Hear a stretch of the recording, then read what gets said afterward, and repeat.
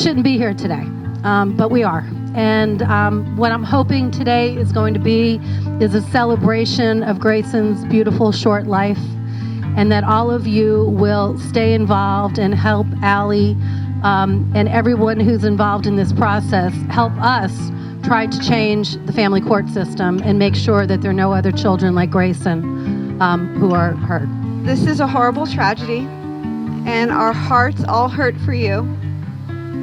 But what you're doing, trying to protect other children, trying to save other lives, you worked those halls in Tallahassee, you lobbied, and next year we're going to make it happen. We're going to make sure that Greyson's law is in place so that no other mother, no other child has to go through this.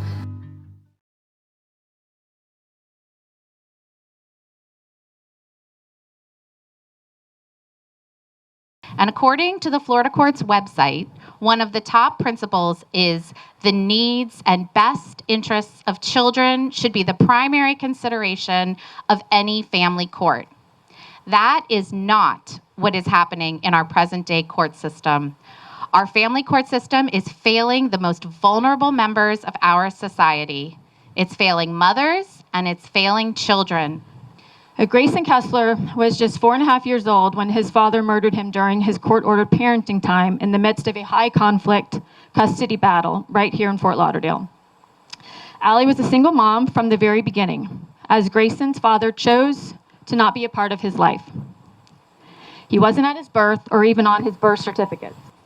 He resented her for not having an abortion and literally told her multiple times that his life mission will be to make her suffer. When Greyson was 6 months old, his father decided to file a paternity case and was instantly awarded 50-50 joint custody, despite showing the judge his red flags and not proving why he was entitled to this custody. Roughly every 2 days, Greyson would switch between her house and Greyson's father's house, something Allie continued to fight against for the length of her son's short life. Allie believed that the courts are more concerned about parental rights than a child's safety and their rights. They're treating Greyson as a possession, not a person.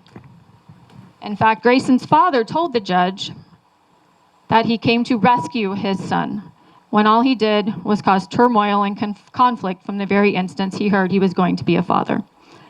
Allie was in an ongoing battle to protect Greyson, despite years of evidence presented to the courts, including threats, degrading text messages, multiple violations of signed agreements, refusal to pay for school and activities, refusal to agree on anything, and then finally, Allie was cyber-stalked and harassed to a point she just couldn't take it anymore. She asked a body shop to look to see if there was a tracking device on her car, and there was.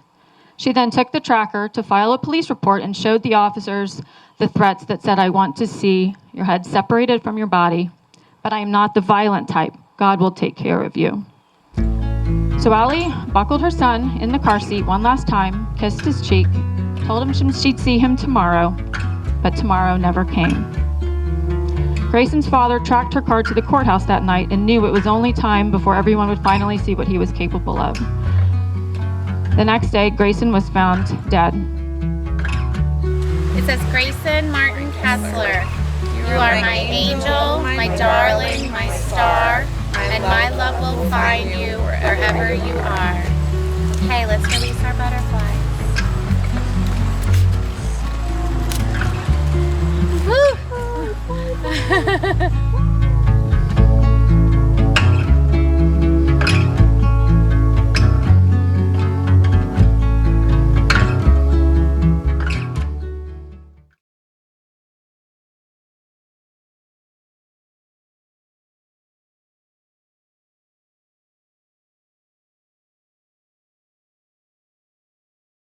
Separating from a coercively controlling parent who refuses to relinquish their need to dominate is torturous. The victim's traumatic experiences go unrecognized in the family courts and therefore do not get responded to appropriately. The system re-traumatizes the vulnerable. The victim suffers from deteriorating mental and physical health as the pressure of their circumstances takes its toll. Coping with it all becomes intolerable. Domestic violence is a community issue. And the reason why it's a community issue is because we have to have legislators that move the bar forward. We can't always do that. We have to have folks that are talking in ears of senators at the state level, at the federal level. VAWA is something that, the Violence Against Women Act is something that we consistently have to certify over and over and over again, because it's not, domestic violence is not treated like the true victimization that it is. The legislature failed us, and they failed us because they don't get it. Just like some of the judges don't get it, just like court systems throughout this country don't get it. And statistically, and unfortunately, this is not an isolated incident, what we're talking about here with Ali and Greyson. This has happened hundreds of times over the last decade throughout the United States. And those are just the ones that were preventable. I'm not even talking about the ones that weren't, which takes us into the thousands. I'm talking about cases where judges had the discretion, had the opportunity, if the law supported it, to prevent these types of tragedies. We desperately need bills like Greyson's Law. We cannot give up this cause. Florida's definition of domestic violence needs to catch up with the times. As psychologists and victim advocates can tell you, coercive control is an especially insidious type of violence. No one should live in fear. No one should be living under the control of another. The effects of this type of abuse are not just harmful for the victims themselves, it's also the children, the larger family, and our entire communities that suffer. It's time our laws recognize this and provide legal protections and recourse for victims.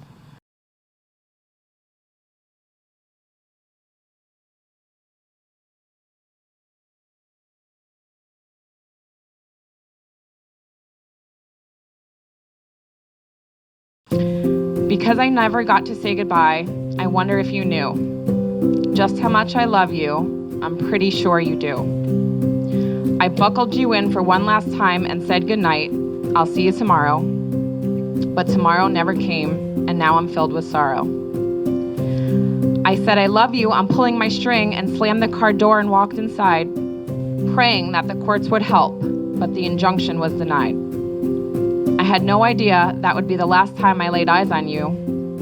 I hope your last day was filled with joy, even though mine was blue. I fought so hard for all these years to keep you safe and well, but ultimately, you couldn't stay, and now this is our farewell. Because I never got to say goodbye, I never got to tell you how I feel. I was blessed with the most amazing kid, and my heart you certainly did steal. I would have told you I had the best four and a half years of my life, although I wish I had more. More time to spend with you, playing, cuddling, or just going to the store. I would have said how proud I was to be your mom and you my son. You were the only one like you, and your love will carry on. I would have told you that I love to watch you sleep. I would just stare at you in awe and how amazing you are and hold your little feet. Because I never got to say goodbye, I never told you how much I adored our little outings together. Park days, splash pads, Disney, Margaritaville, you name it, we did it in any kind of weather. I'm so glad I got to take you to SeaWorld to see the orcas and other animals we held. Spending precious time with you was worth you getting expelled. For 5 years, we were inseparable, in the womb and out. We made pillow forts, laughed, and played each day we were out and about. You were my best friend, Gray, not just my child. I looked forward to everything we did together, even when you were acting wild. I will never understand why someone could hurt such a beautiful boy, but you have to know, my sweet angel, that you brought me nothing but joy. Because I never got to say goodbye, I died that day too. I am not the same person I was, because my heart is broken in two. Your life ended way too soon. Oh, the places you would have gone. A scientist, a movie star, your mind was above and beyond. The truth is, Greyson, you are too good for this world and the cruelty it brings. You were the gift I just couldn't keep, but I promise our songs I'll still sing. Because I never got to say goodbye, my heart aches for you. My only child, you made me a mom and showed me love is true. My love for you lives inside that will never die. I long to hold you just one more time because I never got to say goodbye. I'm so sorry this world failed you and now you live up there, flying high above the sky with no pain and no cares. I wish I could go back in time and have kept you home that night. With me is where you did belong. I would have held you tight. Your memories will live on. I promise no one will ever forget the impact you had on me, and I still have no regrets. The only thing I do regret is now that our strings are long and high, I pull them hard every day because I never got to say goodbye. You brought me light, laughter, and unconditional love. I will never be the same without you here because now you live above. I hope your name will mean something to those far and in close range. Greyson Kessler, shout it loud, was here to bring a change. Your death can't be for nothing. You deserved so much more. I promise you, Giggs, this is just the beginning. I will fight for you and win the score. Because I never got to say goodbye, I have to believe it's true that you lived your best life that you possibly could, and now I'll live for you. Your sweet giggle and face have touched so many, you're still making us smile. Your life may have been short, but your legacy lives a long while. Because I never got to say goodbye, my days are sad and blue. I see you in my dreams each night with hopes that you see me too. Because I never got to say goodbye, I don't get to hear you say, Mom, you did the best you could. I just couldn't stay. I know you would have told me that you were happy and loved Gamma and me so much. I know that, Giggs, and that's why it hurts that we can't touch. I long to hear your raspy voice just one more time, singing, laughing, or telling jokes. You even made funny rhymes. You were above the norm, Giggs, so special in every way. Because I never got to say goodbye, I hope you knew what I'd say. I would have said I love you with all that I am and would have begged for you to stay. You made me a better person in each and every way. I would have said, let's stay up late and watch Frozen 2. I would have said, let's cuddle some more just so I can hold you. I would have said, don't be scared, Giggs, just close your eyes and dream of the happiest place you'd want to be, and I'll meet you there soon for ice cream.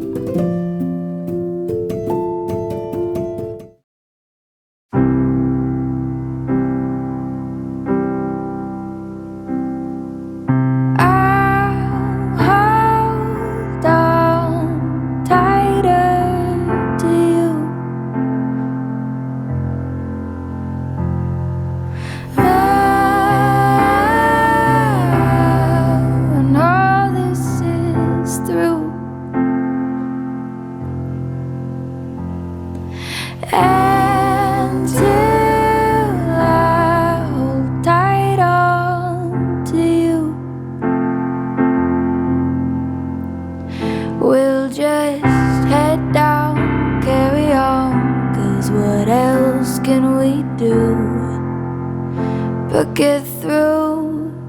And we'll sing hallelujah, but what is that to you right now? But let's talk in a way that can give us some faith to go around. We'll hold tight as we can when it's better again, and that'll sustain me for now.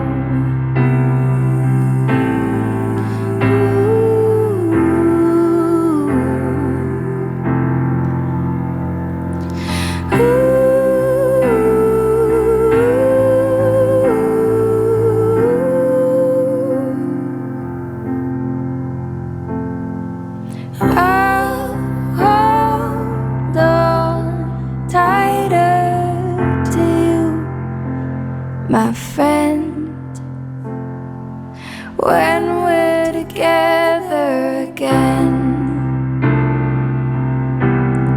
together again, when we're together again.